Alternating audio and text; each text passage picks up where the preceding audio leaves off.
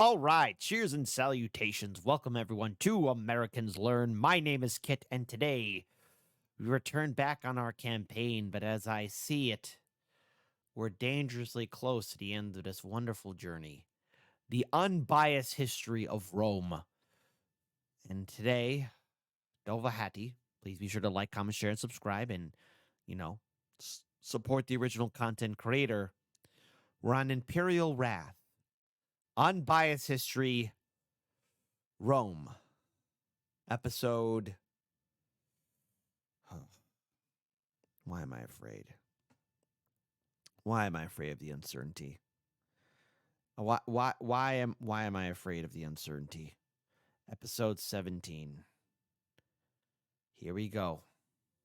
So, folks, please support the original content creator.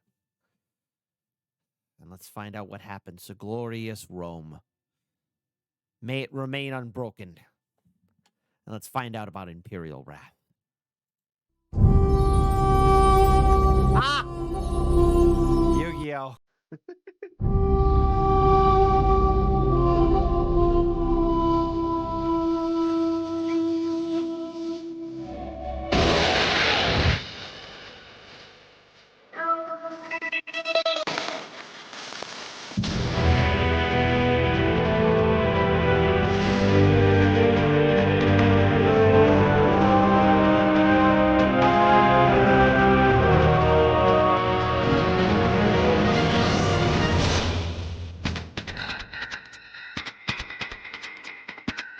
Constantine!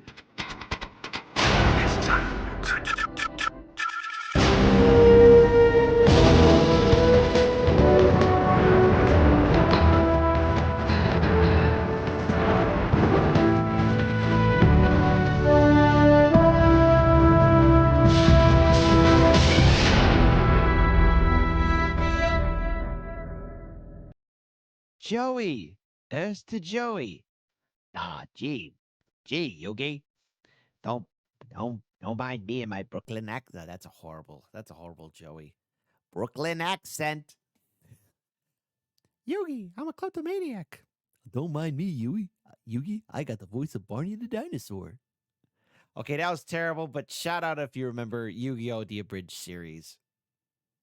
It's a great time in the internet before abridges became abridged and no one had an abridged. It was an innocent era.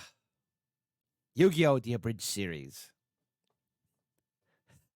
I want that blue eyes white dragon, Yugi. Jeez, that Kaiba needs to get laid. The light of Rome fades. The No. barbarians near, and No. the storm gathers. No. This is the beginning of the end. Constantine was dead, and the first to react was the middle child, Constantius II, then appointed to lead the Sassanid campaign. He then rushed to Constantinople to see the funeral of his father, overseen by Eusebius, the Arian bishop that baptized him. Constantius then buried his father, the equal of the apostles, on the Temple of the Apostles, surrounded by his half-uncles and half-nephews, who he then had all slaughtered in the massacre of the princes, blaming them for the death of his father in his paranoia, and seeking to prevent future power disputes in his good sense. Again, half Fausta, half Constantine. The only males he spared were free Hold on. in his good sense. Again, half Fausta, half Constantine. Gonna have to kill a lot more, get a lot more to fix those. The only males he spared were 3 of his cousins, Gallus, Nepotianus, and Julian, due to them being mere children, then sending Julian and his brother to go study under Eusebius, who then had him read every single book about Christian and pagan theology there was, which he did voluntarily as a natural prodigy, while Gallus picked his nose or whatever. If you're wondering about the discrepancy, remember that they are half-brothers. Julius Constantius had Gallus with his first wife, Galla, who had firstly had a daughter, by the way, and that nameless elder sister would then have her own daughter, Justina, who would eventually become famous. Make sure no creeps kidnap her. You hear? For her radiant beauty. Yeah. Constantius then divided Damatius' lands with Constans, who, since he wasn't yet an adult, was placed under the custody of Constantine II until he came of age. The brothers were then each proclaimed Augustus and went their ways. Constantius should defend the east from Shapur in a brutal war. Constans should have gay sex every day while he... What the heck? Jesus Christ, come on! Romans, you're not acting like how the Romans should. He heard a prophecy of him dying in his grandmother's arms, and Constantine II to grumble over his desire for more territory. Not only that, but back in the time of the Council of Nicaea, after Santa Claus had beaten the shit out of Arius, that co-substantialist leader, Athanasius is the name, eventually got himself banished to Gaul for his own. Let's see. The only thing I hate more than Anastarchus is elves. Time to enslave them. Good.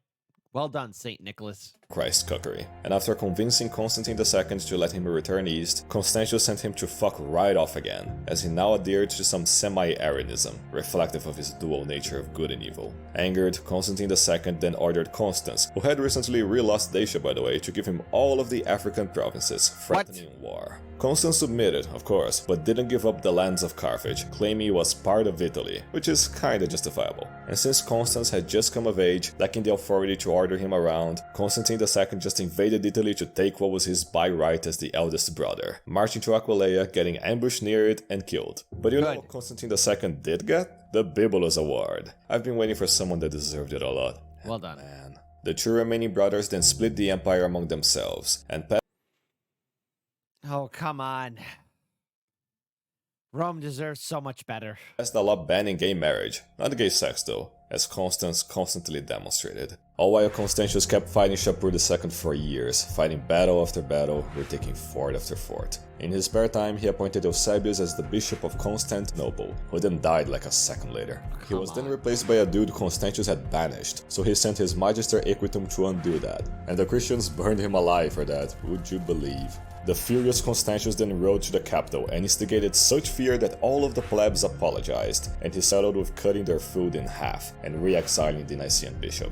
Re-exiling him to Constance West, that is, surrounding him with so many Nicene men that not only did he came, but he became Nicene as well, ordering an ecumenical council to lift the exiles, which the Eastern bishops ignored anyway. And taking a cue from his dead brother, Constans threatened Constantius with war if he didn't lift the exiles, which Constans reluctantly accepted to avoid a civil war. Having his way in politics, Constans then returned to having his way on the bed, being such a neglectful emperor that his legions, the ones fighting off the barbarians while he fucked all day, began to resent him. Something the commander of the Rhine legions, Magnentius, together with his two other generals, Marcellinus and Silvanus, noticed, thus revolting and acclaiming him as Augustus. Hold the line. What would Julius Caesar think of all you scumbags? Oh, my phone's not on mute. I don't know how he mute. did this, but he got a hold of Justina as well, and married her, despite the fact that she was just a kid at the time. When the revolt became known. Jesus, dude, you're a scumbag. It doesn't get any worse than this, does it? I mean, Rome's gonna be okay, right? Right? We're gonna walk out of this, right? No, not a single legion remained with Constans. Fleeing for his life, he tried sneaking into Hispania to get away, but was found in the city of Helena, modern Elna, where Magnentius' men murdered him, as prophecies, indeed, never lie. Magnentius then told Constantius to marry him to his sister, Constantina, to ensure peace, invoking his wrath once again. Considering what to do, Constantius was then visited by his father in a nocturnal vision, who convinced him to crush Magnentius without mercy.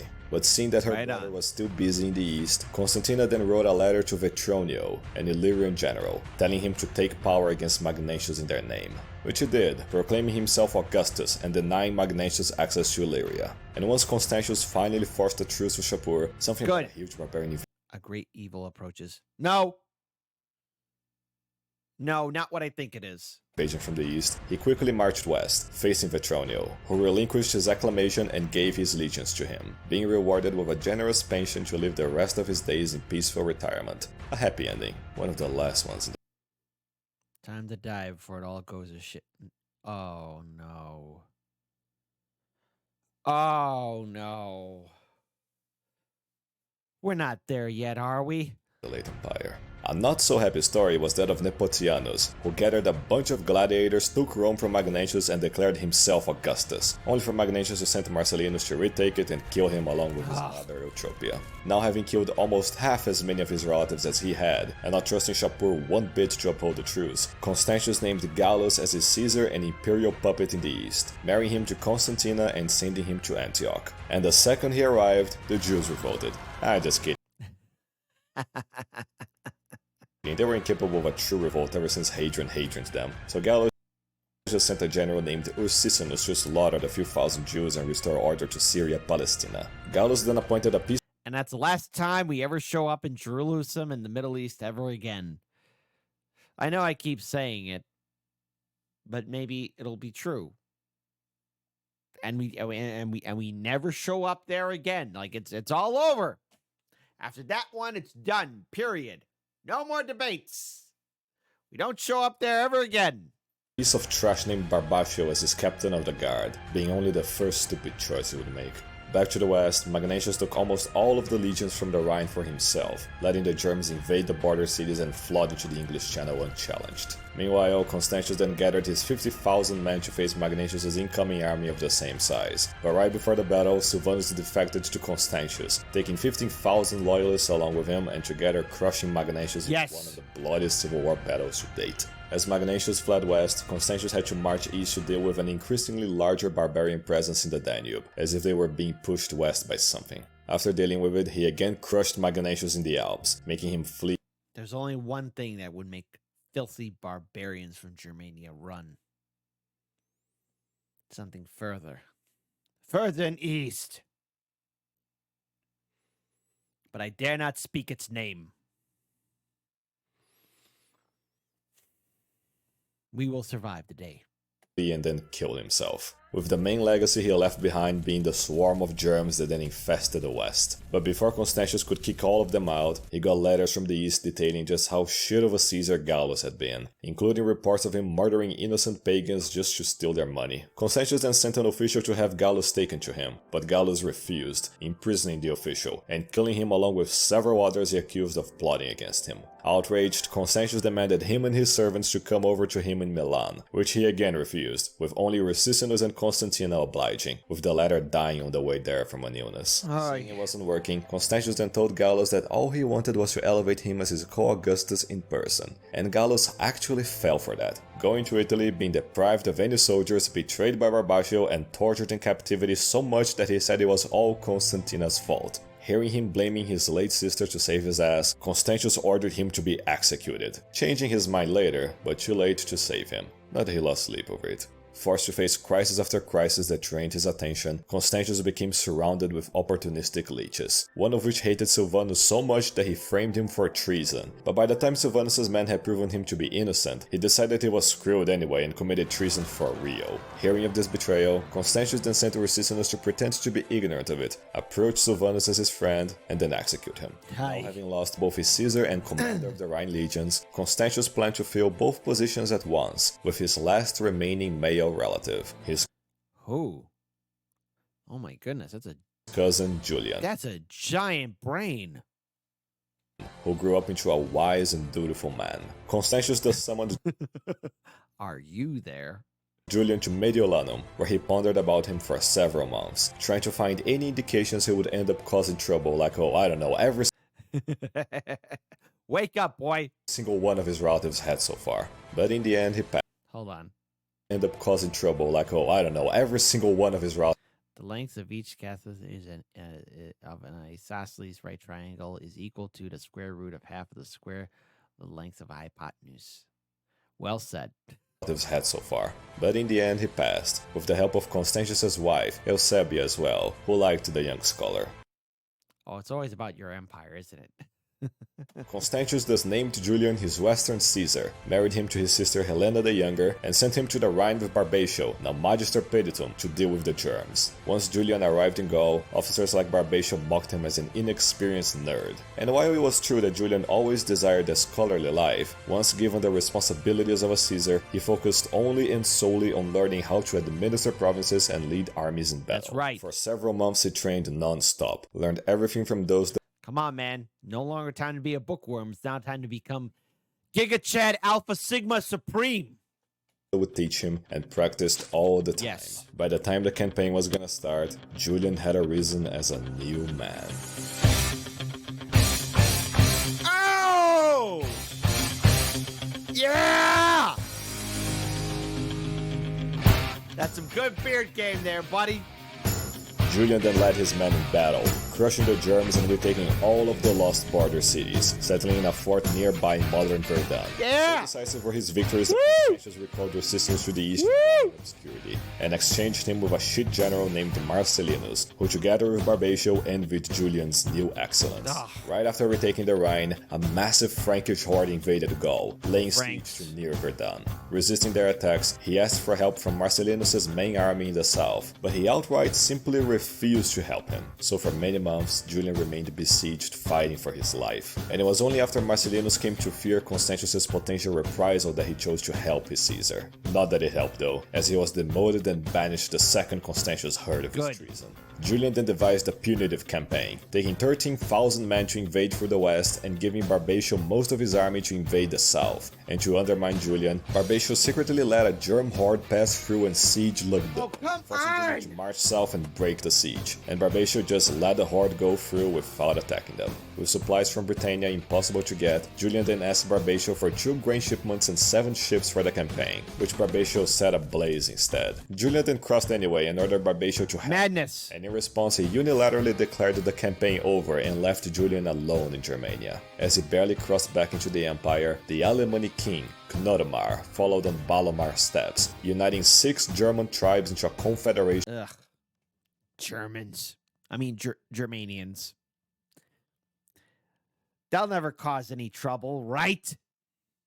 And attacking Julian with a horde more than twice his army size. Making a stand nearby modern Strasbourg, Julian held back the Alemanni hordes, and even when they breached the lines, the Palatine legionaries slaughtered them, making the Germs flee in terror across the Rhine, bombarding them as they swam away, capturing Cnodomar before he could flee, and in total killing thousands of Germs while losing only a few plebs, later sending Cnodomar to his cousin Constantius as a gift to the emperor. At the end of the battle, Julian's men acclaimed him as Augustus, which he outright refused to accept, remaining loyal to his cousin. And when Julian faced Barbatio for his actions, he blamed everything on 2 of his subordinates, among them Valentinian, having him expelled from the army and banished. But karma's a bitch, and later on Constantius found out Barbatio had planned to usurp power and had him executed. Now able to rule properly, Julian led several punitive campaigns against the Germs, eventually capturing the other 5 Germ kings of the Confederation. And when at peace, he chose Lutetia Parisorum to rest in. Future, you know what. And in Paris. Paris. Sounds like an important place. But I'm not going to worry about it. Proto-Paris, Julian clashed against the awful administration of Florentius, Gaul's garbage governor. In short, he wanted to raise taxes on the plebs and pay off the Franks to leave. So Julian then brought rich tax evaders to justice and invaded the Frankish heartland to make them stop. During it all, as Constantius was paying his first visit to Rome, he received a threat from Shapur, demanding all lands that had been ceded to Galerius and Diocletian decades. Let's see. Around's Persian never give in to coercions. That's right. Back. And what's more, his wife Eusebia had just died. She held the greatest honor of a woman of her time could get. She was married to a famous man. Leaving him alone with the leeches around him. Constantius refused Shapur, especially after he had destroyed several cities and legions. And with Florentius bitterly lying about Julian being a traitor, Constantius called upon Julian's legions to be sent east as reinforcements, testing if he would remain loyal. Receiving the order, Julian then told the legions to follow him east, but they refused. He insisted and insisted, but the majority pleb and partially Germanic soldiers felt. Oh no. Half the legions are becoming Germanic. No sense of duty to the broader empire. Indeed, with threats of mutiny at hand, and with the legions acclaiming him Augustus again, he told them he accepted the title to put them in line. Then writing to Constantius, as a Caesar, that he would raise. The plebs and Germs refused to go and forced me to be Augustus even after declining. This is the one time in 1,000 where it is actually true. We'll make up to you in Hispania legions. It is about time they contribute to the plot. Some Hispanian legions in their place, but Constantius' leeches convinced him this was proof of disloyalty. And yet he still focused on Shapur's invasion, for deep down, Julian was the last person alive Constantius respected. And while fighting the Germs, Julian learned that they had been incentivized to attack them from eastern officers, so he resolved to march east and settle this issue. Marching east, he then laid siege to Sirmium, which he took by having the garrison commander kidnapped and made to surrender it. The father-in-law of a soldier named Jovian, who wasn't there at the time. While in the desert, Constantius had secured yet another truce with Shapur, again something about an eastern threat. But as he marched west, Constantius became very ill, and at death's door, as his last he named Julian as his rightful heir, and died. At the time, Julian had been resting in Issus, the homeland of the Constantinians, and when he heard of Constantius' death and last wish, he set forth to Constantinople. There he oversaw the burial of Constantius, placing him beside his father, with the help of Jovian, who was there at the time. Oh, hi, Claimed Jovian. as the sole Augustus, Julian rejected both divine autocracy and imperial power sharing, choosing instead to revive the Principate, citing the Antonine emperors as his role models. Yes! Like Hadrian, he reformed the administration to run better by purging all of the leeches. Like Trajan, he granted the provinces, plebs, and senators autonomy. And just like Marcus Aurelius, he spent much of his free time on matters of philosophy, specifically pagan philosophy. Few came to understand Christianity better than Julian, and in addition of studying the pagan faiths, Julian had realized the truth. Good. In his own words, he had spent 20 years a Christian, and 12 in the true way, the way of Helios, sun god. Yes, Julian realized God's true nature, viewing the traditional ancient gods as allegories, as aspects of a philosophical divinity, professing a preference of paganism through his famous works that address this divine entity. Indeed, for after seeing Christianity so radically creep into Roman society at pagan expense, Julian sought to remove the special treatment Christians had gotten in excess, and for that they named him Julian, the Apostate, and in turn he called them the Galileans. True to Constantine's Edict of Milan, Julian issued laws ensuring that the state wouldn't favor any religion to another, happily hiring competent Christians to serve in high positions, like Jovian, now captain of the Palatini, and Valentinian, now returned from exile. One of his main pet projects was to organize paganism as a united religion to stand on par with Christianity, but it was frustrated due to the decadence of its temples, among many other things. And so to restore the pagan cults, he visited the temple of the sun god Apollo, finding it Oh no. What did you do to the sun god? What would Aurelian think of you? in an absolutely appalling state, and fearing what divine punishment might be incurred if the cults of old were not respected, he began trying to restore it. And how did the Christians react, you ask? Yes, they set fire to it, and they would pay dearly for it. Not to Julian though, for despite their hatred for him, the worst thing Julian ever did to the Christians was to forbid them to teach the classical texts. And despite him being the most approachable emperor in decades, the plebs were estranged by him not lording over them. I mean, he did try to rebuild the Second Temple just to annoy the Christians a bit, but it's their fault if they can't take banter. But then again, as emperor, Julian always sought to focus on protecting the empire above all, and in a move that would pick Something evil approaches. up where his uncle and cousin left off, Julian emulated Trajan and sought to end Eastern barbarity for good, splitting the army with his maternal aka non-Constantinian cousin. Hold on. Barbarity for good, splitting the Hey, son of my mother's sister. army with his maternal aka non-Constantinian cousin, Procopius, who he ordered to bait the Sassanids north and then link up with him at Ctesiphon. Ugh, God. Coward! Using brilliant strategy, he invaded through the Euphrates River and used an old canal he had read about to cross into the Tiber and siege Ctesiphon unexpectedly, passing through the monument Trajan had built nearby long ago. But Procopius was late to link up, very late, forcing Julian to Oh no. attack Ctesiphon right away, but failing to do so due to not having enough soldiers. And after Shapur had destroyed his own lands to deprive Julian of food, he continued waiting, but Procopius never did arrive. So one fateful day, Shapur attacked Julian from all directions with his hordes. The attack was so sudden, Julian had no time to armor up and rushed out to lead his legions. And in the midst of Don't do it! impaled by a spear, which he fiercely tried taking out, cutting his hands and losing so much blood that he collapsed on the battlefield. Taken away from the battle, he resisted for several days, but never did recover. In his last breath, he ironically said, "Vicisti, Galilei, you have won, Galilean." He was the last of the Constantinians, and the last pagan emperor to rule Rome.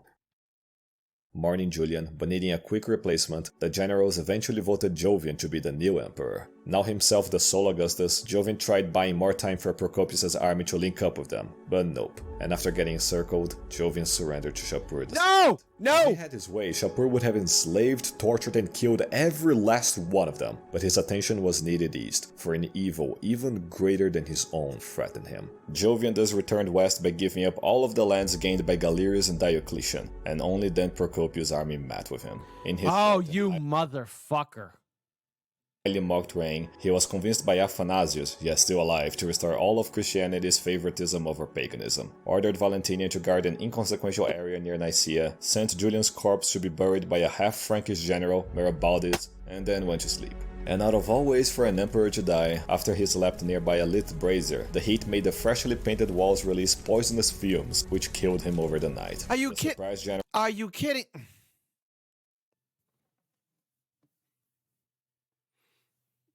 It doesn't get any worse, does it? I mean, we were having fun. You know, a small little city-state taking over Italy, smacking these barbarians around, conquering all these kingdoms and nations and winning. It seems like everything's going downhill pretty fast.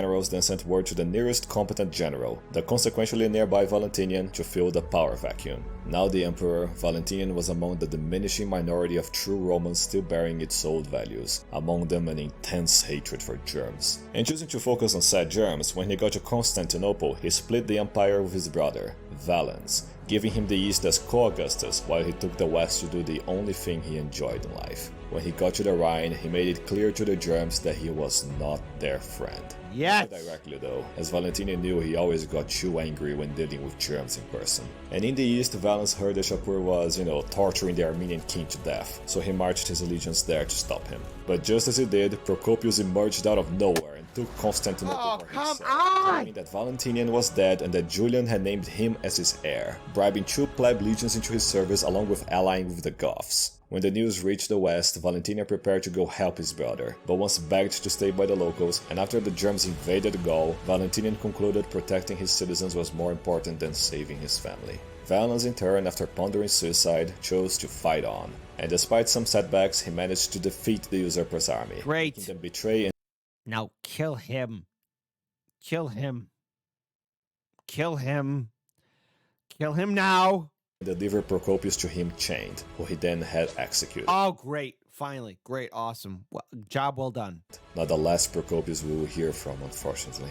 Valens then concentrated on the Goths, leading a campaign against them and winning some victories, but had to retreat, for more and more Goths were concentrated. What the hell, man? God. I despise the Goths. You know what? I might have, when I have more free time, when all my BS is done, when I got nothing else to worry about, I am buying Rome 2, Total War, and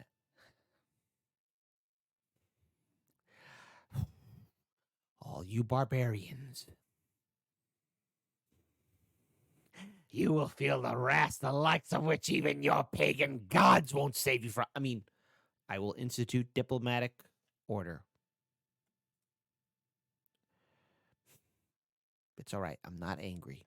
Concentrating the Danube. And while he was restoring Diocletian's forts in the Danube, the dead Armenian king's son, Pap, yes, his name was Pap, came to him asking for help against Shapur, who was again ransacking Armenia. While in the west, Valentinian did what he did best, slaughtered thousands of invading germs. Yes. As emperor, Valentinian gained a reputation for brutal justice, ordering straight-up execution for anyone remotely barbaric or disrespectful towards Rome. And to carry out the executions, he kept 2 huge bears as his pets, Golden Camel and Innocence, ordering them upon anyone foolish enough to break the law. His wife was a bisexual woman named Marina, and I say bisexual because the moment she got acquainted with Justina... Oh my goodness, Jesus. If I had some help.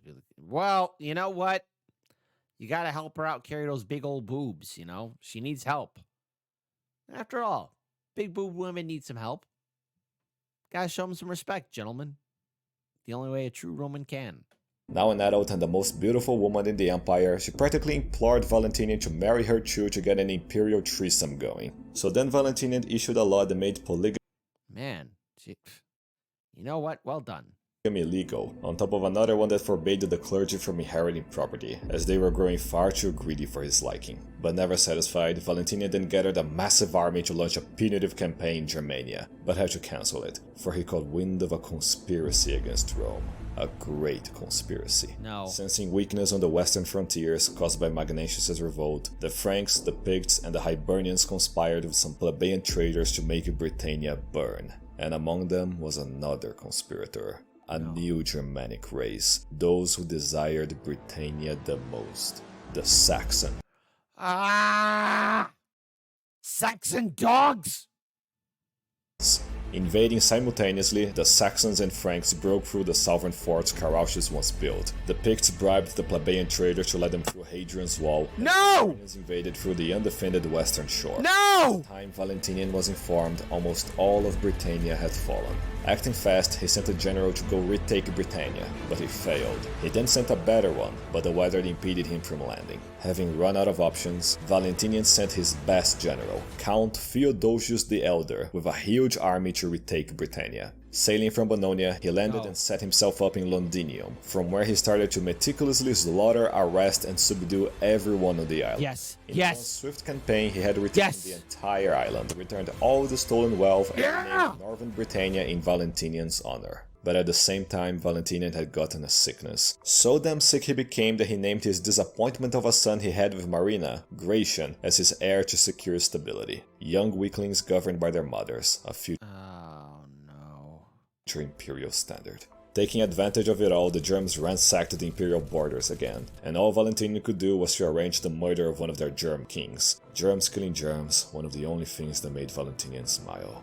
And after recovering, Valentinian then led his delayed punitive campaign with vicious brutality, disinfecting the frontier as much as possible. Good. As he did, nearby a fort, the Germs formed a huge horde and launched a surprise attack. Surviving several attacks by countless Germs, Valentinian slaughtered them all despite the odds in a bloody battle, proving himself beyond too angry to die. And later, when Valentinian ordered a fort built nearby the battlefield, the Germs demanded an audience with the emperor, which he wisely refused, and so they destroyed the half-built fort, making him furious. To deal with the Alemanni, Valentinian set up the Burgundians to agree to attack them, but once they demanded to talk with him, Valentinian also refused, and so the Burgundians didn't attack the Alemanni as promised, infuriating him again.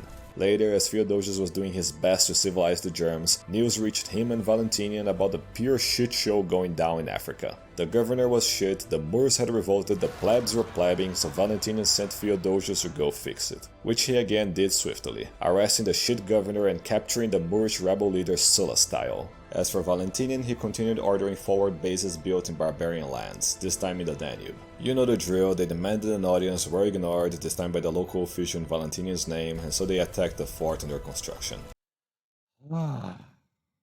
Can't trust anything from Germania.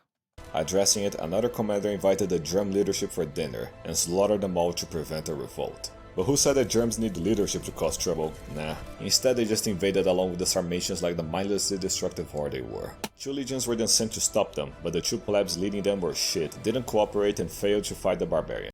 Stupid, stupid, stupid. Everyone's being stupid!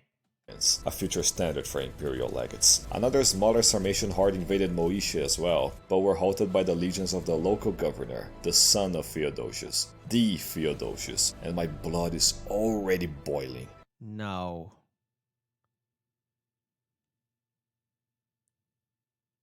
No. Getting notified of the invasion, Valentinian once again suppressed his anger, and left the Rhine after a whole decade to go save the Danube. Arriving in the provincial capital, he found it completely abandoned, a casualty of the marauding barbarians, making Valentinian crush them and counter-terrorize their huts. And as he did, the barbarians began pleading for mercy, slaughter them, their innocence and blaming it all on the Romans, which made Valentinian even angrier, and so he judged the barbarians guilty and further destroyed their lands into submission. After that, Valentinian simply had had enough. German barbarity, treason against Rome, insubordination towards the emperor, and years of suppressing his anger had driven him to the very limit. Which is why he then sought peace, ending the victorious campaign and returning to chill in his camp. As per the terms of the treaty, the Germans were granted the chance to speak and confess to their crimes against civilization, but they refused to do so, and once reminded of the peace treaty terms, they revealed that they had lied, saying that they would continue to attack Rome. The Germans had come to express their true intentions, the singular German lust to sack, kill and destroy all that is civilized being all they ever thought about. They would never stop attacking the Romans, peace treaty or not, and their Lousy Germanic filth! That's all you're good for, war! I mean, Germania is a place of culture and understanding, and there would never be any kind of conflict happening there ever. Not ever once ever. there was nothing the Romans and their emperor could do about it.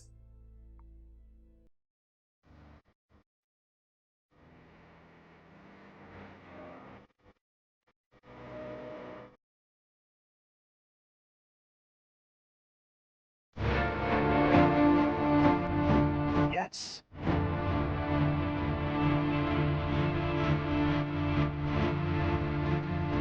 Yes.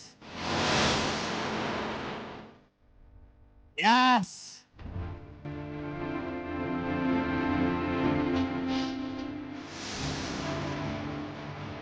No.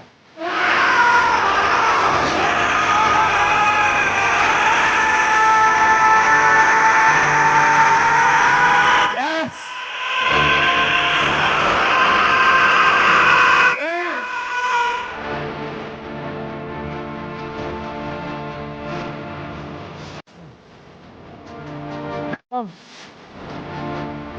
Teach them a lesson they'll never forget.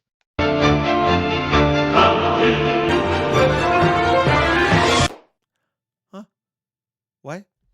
No! No! So intense was Valentinian's wrath, he burst a blood vessel in his brain. His legacy would be that of the last strong Western Augustus to rule an empire at peace. However, the true catastrophe was yet to come. With Valentinian's death, Gratian was not the de jure Western emperor, but de jure only. For shortly after, Mirabaldi sought to exploit Valentinian's death, elevating the 4-year-old son he had with Justina, Valentinian II, as Augustus, but a puppet more like, another soon-to-be standard for young emperors. And Gratian didn't dispute it. Nope, he recognized his brother as co-Augustus and split the Western Empire with him. Taking advantage of his power, Mirabaldi turned on Count Theodosius, who he had always envied, ordering his troops in Africa to execute him. Back to Valens, he had returned Pap to Armenia after much struggle. Again, Shapur had problems in the east. And addressing their own eastern problems, the Goths agreed to a peace treaty with Valens, severing all diplomatic ties in a Danubian island. But then Pap showed himself to be a horrible king, forcing Valens to depose him, which then triggered Shapur to invade for, I don't know man, the 7th time or something. His legions to go to Syria. Meanwhile, for some time now, far into the eastern lands, an unspeakable evil had emerged and marched west, possessing the power and numbers to destroy the whole world. It hadn't yet arrived, but it had begun to make waves. Beyond the Danube, the Goths were the first to be attacked by this new enemy, against which they stood absolutely no chance. Getting slaughtered and losing their lands, they fled further and further west. Such were the horrors and evil the Goths were subjected to, only the worst of them survived, distinguished into two groups, the Western Goths and the Eastern Goths, the Visigoths and the Ostrogoths. Ugh. I despise them both already, Visigoths and Ostrogoths. Can't trust anything from Germania. Valens had been completely unaware of the situation until he received a fateful message from the west. When the frontier guards saw the barbarians approaching, they found the Goths utterly beaten and desperate for help. So desperate that the king of the Visigoths, Fritigern, came begging for asylum. No! In total, hundreds of thousands of Visigoths and Ostrogoths began building up. Don't do it! Don't do it! 1,000 Limitani legionaries to halt them. Still mostly concerned with Shapur, unaware of the monsters behind the Gothic displacement, and feeling pity for the Goths, Valens committed the second biggest mistake of his life. No! The Goths' asylum. Ow, you Valens idiot! thought that the Goths would agree to give up all of their weapons, be dispersed into small, manageable groups across the empire, renounce their tribal leaders, and integrate as loyal Roman citizens. Not gonna happen. The moment the legion started letting Fritigern and his Goths pass through, the Ostrogoths and the rest of the hordes charged across the river, Idiots. forcing themselves in. No. Now the Goths were inside the empire, fully armed, united, and loyal to their barbaric leaders. Forced into an impossible situation, the local Roman commander did what he could, granting them access to the food markets to appease them, but the hundreds of thousands proved impossible to all feed, making them ever less controllable. So he then captured the entire Gothic leadership in an ambush, including Fritigern, hoping to sever the head of the beast before he went on a rampage. But again, it's germs we're dealing with here. And at the first excuse to go on a rampage, the leaderless Goths went on to raid and burn everything on sight, sieging the fort their leaders were taken to, an opportunity Fritigern took to approach the commander, promising he would calm them down if he was freed. Seeing no other choice, Fritigern was allowed to reunite with his horde, and then he immediately betrayed his word and ordered it to continue ransacking the countryside. When Valens heard of this, he immediately began seeking a truce with Shapur for, I'm not counting. And when Gratian heard, he ordered as many western legions as possible to go east and help his uncle. But Marabodes had other plans, severely delaying and limiting the amount of legions sent, as he didn't want to take orders from the weakling Gratian. When the western legions arrived, they managed to somewhat contain the Gothic raids, but they weren't enough to defeat the Goths. Reinforcements were dearly needed. After ending the war with Shapur, Valens gathered most of the eastern legions, his best men, and marched west. And Gratian also gathered his own legions and marched east. But before he did, he was informed by Marabodes the Alemanni were raiding the Danube. Motivated only to defend his own lands, Marabodes pressured the weak Gratian to ignore the Gothic threat, making him delay his reinforcements for several months. No! By the time Valens had arrived in Thrace, he was informed his nephew's legions would still take months to arrive, and also that Fritigern had gathered 10,000 Visigoths encamped nearby Adrianople, seeking to soon sack it. As he waited for Gratian, Valens started to think about things. He had been made emperor by his big brother in whose shadow he always lived. He was never taken seriously enough neither to prevent usurpers nor to prevent enemies from invading, and now, as his best generals advised him to, he was waiting for his nephew to come help him, in his own lands. Blinded by his pride and deafened by the garbage some shit advisors told him, Valens made the mistake of his life and decided to attack the Goths on his own.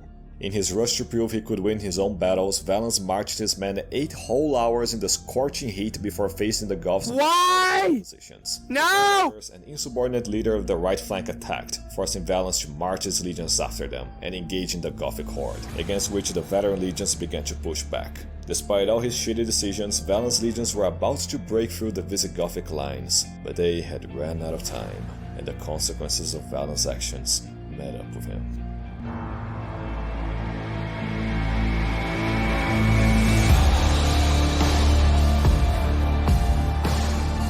10,000 Ostrogothic cavalry then suddenly charged into the battle, scattering the Roman cavalry and flanking the legions from behind. Tired, encircled, and poorly led, the legionaries were helplessly slaughtered one after the other.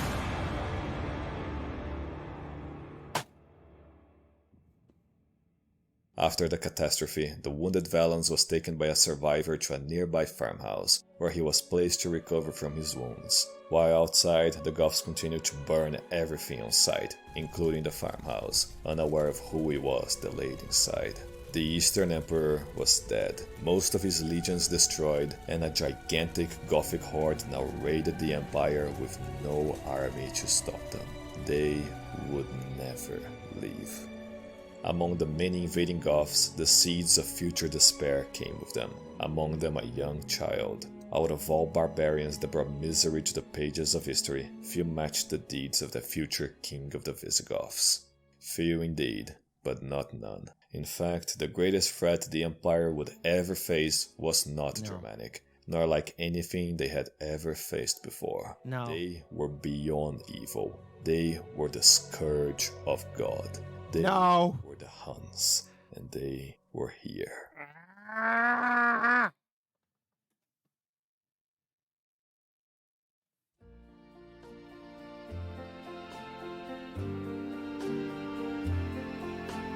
Why does my heart go on beating?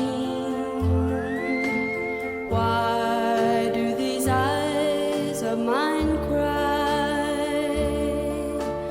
Don't they know it's the end of the world? It ended when you said goodbye.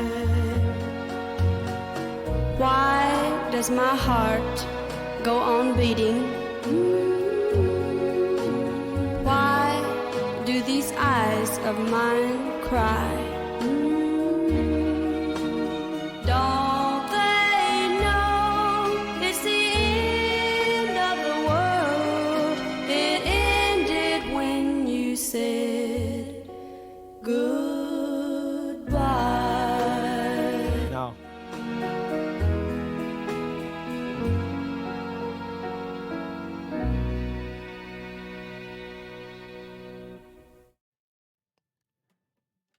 I remember when we used to have a lot of fun. I remember we used to smack around barbarians and laugh at them. I remember when we used to knock their teeth out and kick their guts in and hear the lamentations of their women. What went wrong? It's sorcery. And it's evil, and it's evil women who still worship Dido. They're using witchcraft and sexcraft. It's barbarians. It's Neptune. It's the Martians, and a monster from Venus. Who else? Who else? Come on, need to blame somebody else. I need to blame somebody else. And yes, those filthy Germanic tribes. And those gosh darn Huns. Folks, we only got 2 more episodes left, and I feel pain in my stomach. But it's okay. We will push forward. Rome will not fall. We will seize the day. Victory or death. Shout out to Dova Hattie. Please be sure to support the original content creator. And we here at Americans Learn say, we will win. We will fight and win or fight and die.